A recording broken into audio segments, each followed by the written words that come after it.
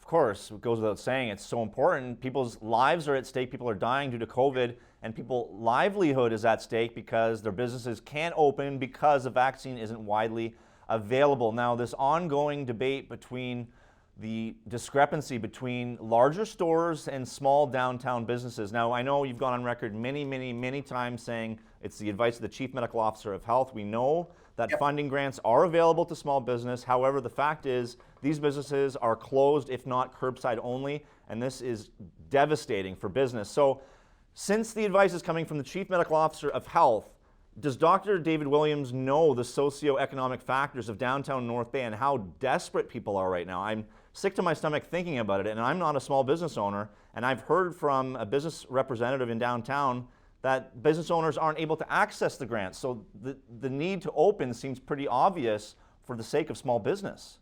Well, I would hope they would go and apply for the grants. I must say that we've only seen 100 applications from the city of North Bay.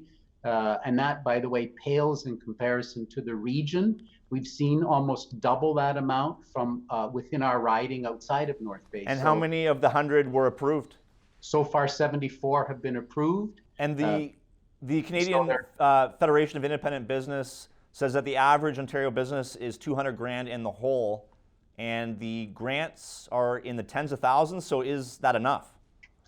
Yeah, the Canadian Federation of Independent Business is using an average of right across the country as well. And I would think that that's considerably different here in the city of North Bay.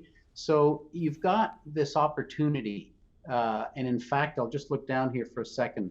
There are 68,600 businesses in Ontario who already have received $970 million in their accounts. And the PPE supports, what's the point if they're not open? They don't need PPE. Well, it's $1,000 support. Look, this will be over. The lockdown will be over. So I would rather take the more optimistic view that you've got this up to $20,000 to help you. You can spend it. It's not repayable. It's a grant. Now, just a personal story to tie into this. I recently moved. I needed items, and I like to see what I'm purchasing, so curbside doesn't necessarily do it for me, and time is of the essence. So I go into Walmart. I spend hundreds of dollars, whereas before I would go into smaller stores and buy these items. So there's money. Certainly, Walmart needs to make business as well, but they're allowed to have 400 people into the store, if not 500 people into the store at once, whereas a downtown business, sometimes they can't even have one. How is that fair? Well, so first of all, there is a stay-at-home order. So you are ordered to stay at home. But if I'm moving, I need to move residences. You need to go out for groceries or pharmaceuticals or for exercise. But you do understand my situation. I was moving, so I needed to go out to purchase items. So that's...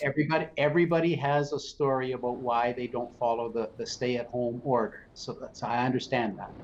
But if I'm moving, my home's moving. I needed to move. They are allowed to sell groceries and pharmaceuticals. And yes, there are other essential items that are there.